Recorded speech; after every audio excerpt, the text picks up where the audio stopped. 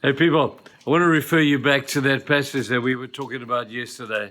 Just the mystery and the majesty of this thing we call the Trinity that no one can really understand or totally explain.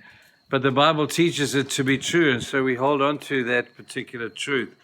But there's some beautiful terminology in the passage that we read in Colossians chapter 1. Speaking about verse 15, he's the image of the invisible God, the firstborn over all creation. Firstborns are the privileged ones. They're the ones with highest authority. Firstborn over all creation.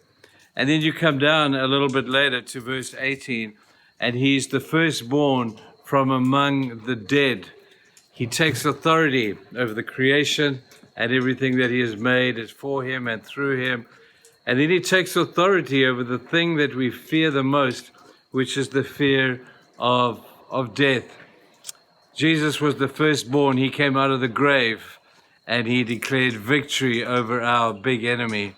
He declared victory over death and said, no longer will you have a sting that will be more than just one painful thing. No longer will you have the final say. I have the final say. And when Jesus stamped his authority over the thing called death, man, doesn't that do something for us by way of restoring incredible hope in us? That Jesus has taken authority over our worst enemy, and that is the thing called death. We fear it. We run from it. We try to protect ourselves from it. We go on fitness campaigns and we eat well to keep away from this enemy. And I'm not saying that those are wrong things to do, but when we fear the way we fear, we need to remember that Jesus is the firstborn from the dead. Came back to life, put a stamp on that, opened that tomb up, came out, was seen, and rose back to the place where he originally came from. He has now proved his authority with his resurrection.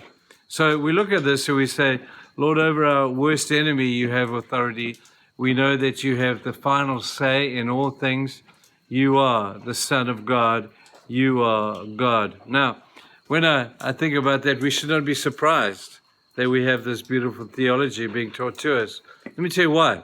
Back in the Garden of Eden, when sin first came into the world, and God was speaking to the serpent, and he said, serpent, you get the first round. You have brought sin into the world, and that's not cool.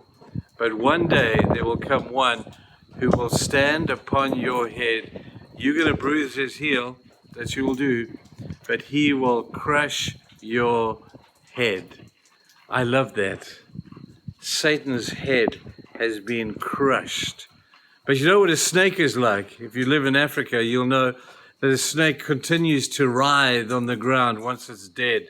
And you can chop its head off, but the body is still writhing around the place and doing all sorts of strange things. And I sometimes think that's kind of what Satan is right now. He's dead.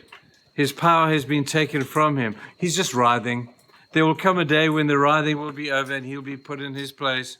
But right now, we're living in the aftermath of Satan's defeat. He's just a writhing serpent. All he did was bite Jesus' heel and bruise it, but Jesus crushed his head. I want you to live, people, in the sense of this victory that we have. In the sense of because we are children of God, he cares for us. He loves us.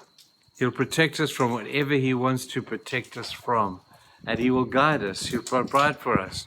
He is our good shepherd.